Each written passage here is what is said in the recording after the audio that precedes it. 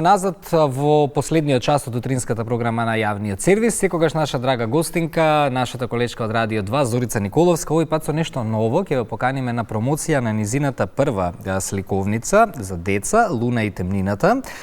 Илустрации Иван Најденовски, промотор професор доктор Весна Мојсова Чепишевска, добро познатата и почитувана професорка, но деталите ги имате во продолжение. Зорица, добро утро и добро ни дојде. Добро утро, ти благодарам. Многу се мислев како најбрзо да стасам од едно на друго студио, се мислев со автобус или со такси, се шегувам. Те пуштија малку порано од радио. Најавив дека нашите драги слушатели ќе слушаат музика, односно нивните омилени музички парчиња во следните неколку минути, додека јас скокнам до овде кратко да се пофалам со она што е нова, а ако добро се сеќаваш, јас многу подобро се сеќавам на оваа тема затоа што секој ден си со гости. Минатиот пат што не беше толку далеко, ти најавив дека многу наскоро пак ќе се дружиме и еве го тој пак. Што представува оваа сликовница? Од каде идејата и со која цел и концепт всушност ја креиравте? Морам да споделам дека како мајка на мали дечиња, не само јас, туку и сите оние мајки кои што нели растат и се активно вклучени во целиот тој процес и родители, не зборувам нели само за мајки, знаат дека децата во одредени временски периоди имаат свои фази и на таква фаза која што го носи стравот од темнината кај секој едно дете, кај некој поизразен, кај некој помалку изразен. Всушност, она што кај нас го заакна тоа чувство од страв беше и периодот кога синчето Мартин се подготвуваше да стане постаро братче. Знаете дека во такви периоди едноставно децата изразуваат или страв, или анксиозност, или некое друго чувство кое што е доста изразено. Меѓутоа се погоди дека баш преселбата, односно конечното разделување од спалната соба кон неговата соба го предизвика тој страв, дополнително заселено тоа дека ќе имаме и нов член многу наскоро во семејството. И морав да најдам начин како да се справам со неговиот страв, заради тоа што разговорите од типот на нема ништо, тоа е само темнина, не вродија со плод, што е многу нормално за детенце од таа возраст. Морав да најдам креативен начин како да се изразам на негово ниво, за да тој точно ме свати што е она всушност што го има или што го нема во стравот. Потикнувам од семејство каде што морам да ја поздравам мојата тетка Мара, наоѓаше разноразни начини, измислуваше приказни за да ни го прикаже секојдневниот свет на еден многу креативен начин како за дете на 5, на 6, на 7 годишна возраст.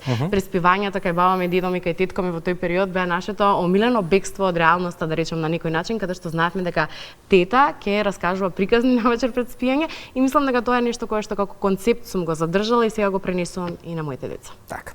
Веќе ја имаме ние оваа сликовница тука, промоцијата официјална е закажана за недела, затоа и всушност е ова гостување да ги поканиме нашите гледачи. Претпоставам дека ќе биде промоција од отворен тип. Да, промоција од отворен тип.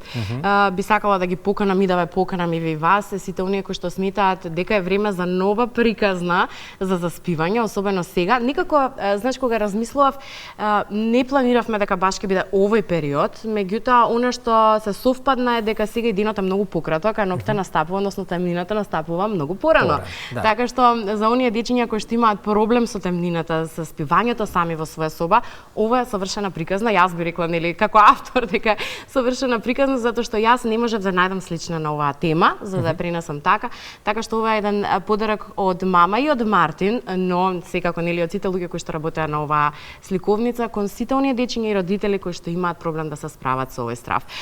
Не би сакала да изоставам да ги поздравам издавачката куќа Светолка, кој што од самиот почеток, од првиот момент кога ја испратив приказната, првенствено нели не ги знаев, едноставно само ја пратив приказната, застанаа позади мене и до ден денес ми ја даваат целата таа неопходна поддршка затоа што сликовниците детски за мене се еден непознат свет.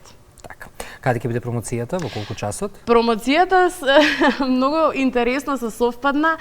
Приказната е за син ми Мартин, а ќе биде во кафе бар Мартини, заради тоа што баравме голем простор каде што може да сместиме повеќе деца и нивните родители, што значи дека на промоција никако не ве очекувам без дечиња, дали се тоа внучиња, дали се тоа комшиски деца, значи секое оно дете кое што сигурна сум дека ќе сака да разгледа е покането и вие. Апсолутно влизот е бесплатен, она што таму може да се очекува е дружба една кратка, нели детското фокус и внимание и трпение не е многу долго, така што ќе направиме нешто кратко сладко, за да децата се запознаат со авторите, со илустраторот и на крајот на кршитата со приказната. Така, кажав кој ќе биде промотор, илустрацијата. На моја огромно задоволство, да, имаме жена која што е многу добро позната на светот во литературата, така што задоволството е огромно да се има промотор од овој тип на мојата прва промоција за сликовница. Со оглед на тоа дека треба да ја одјавиш и радиската утринска програма, нема да те задржувам долго. Благодарам за гостувањето. Целта беше да ги поканиме секако гледачите да бидат дел од промоцијата. Нека помине промоцијата, па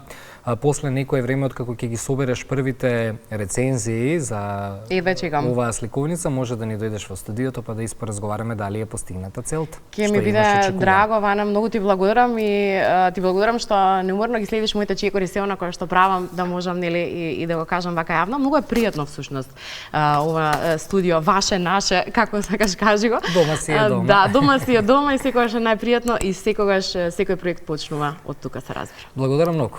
Благодарам.